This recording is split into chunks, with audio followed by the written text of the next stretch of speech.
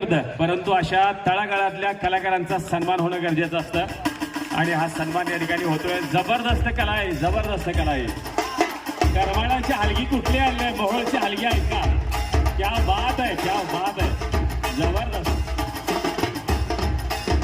आणि या आपण तिला खूप सुंदर आरती गातात।